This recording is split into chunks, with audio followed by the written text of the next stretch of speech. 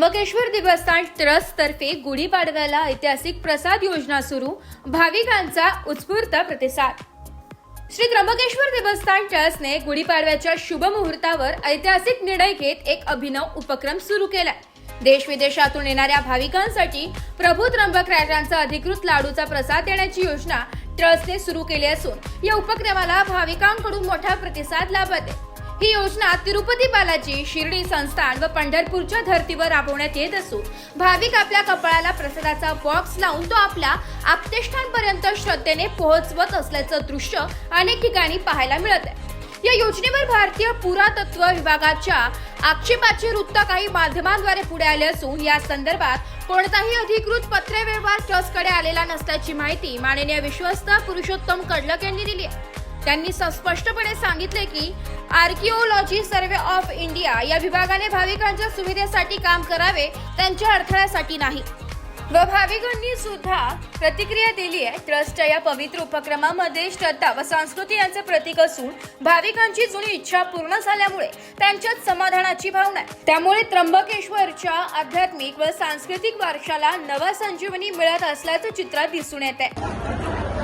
त्र्यंबकेश्वर देवस्थान ट्रस्टतर्फे गुढीपाडव्याच्या मुहूर्तावर लाडूचा प्रसाद जो तिरुपती बालाजी असेल, पंढरपूर असेल, शिर्डी संस्थांमार्फत असेल, हा उपक्रम आम्ही सुरू केला। आम्हाला कालच असं समजलं, आमच्याशी कुठल्याही प्रकारचा पत्रव्यवहार नाही, कालच असं समजलं की आर्किओलॉजी सर्वे ऑफ इंडिया या डिपार्टमेंटने कुठला तरी पत्रव्यवहार ही योजना बंद करावी अशा प्रकारचं काहीतरी पत्र काढलं तथाकथित असं आम्हाला समजतंय, परंतु ते पत्र आम्हाला अद्याप अधिकृतरित्या प्राप्त नाही। आम्ही काही बेकायदेशीर कृत्य करत नाही। इथे देवस्थान ट्रस्टमार्फत भाविकांच्या सुविधेसाठी आर्किओलॉजीने देखील काम करावं, भाविकांच्या असुविधेसाठी नाही। अनेक भाविकांची साऊथ असेल, पूर्ण भारतातून जे भाविक येतात त्या सर्वांची इच्छा होती की त्र्यंबकेश्वर देवस्थान मार्फत काहीतरी अधिकृत प्रसाद आम्हाला या ठिकाणी प्राप्त व्हावा। भाविकांच्या मागणीनुसार आम्ही या ठिकाणी ही योजना सुरू केली आणि कुठल्याही प्रकारे आम्ही भाविकांचे प्रतिनिधी आहोत।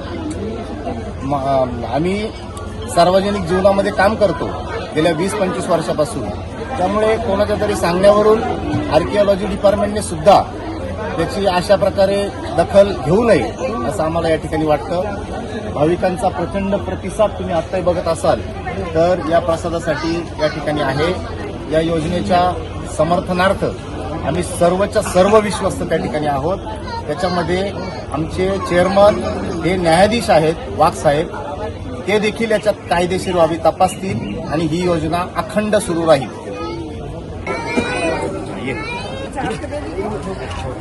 नमस्कार मित्रांनो, मी आज नाशिकला आलो होतो आणि आवर्जून आज त्र्यंबकेश्वर दर्शन घ्यायला आलो।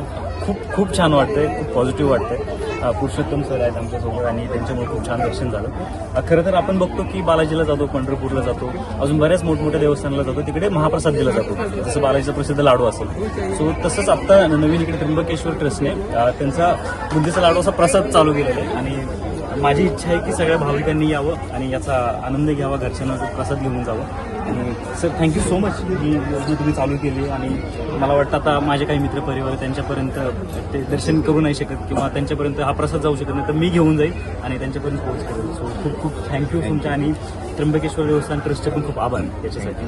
Thank you so much. असं आलो मंदिराला दर्शन करता तर एक सहज लोक विचारतात की तुम्ही इतक्या दूर गेले, काही आणला की नाही आणला प्रसाद, तर ही एक चांगली व्यवस्था आहे ज्या संस्थेतर्फे करण्यात आली। त्या संस्थेत एक उत्कृष्ट प्रतिसाद मिळेल असा मला वाटतो आणि ही चांगलीच योजना आहे किंवा एक प्रसाद आपण प्रत्येकाच्या घरी वाटून देतो, जेही आपले नातेवाईक आहे, मित्रमंडळी आहे त्यांना प्रसाद देतो आणि ही एक चांगली योजना आहे। बस। नाशिक लोकशाही न्यूजसाठी वैष्णव घोलप, त्र्यंबकेश्वर।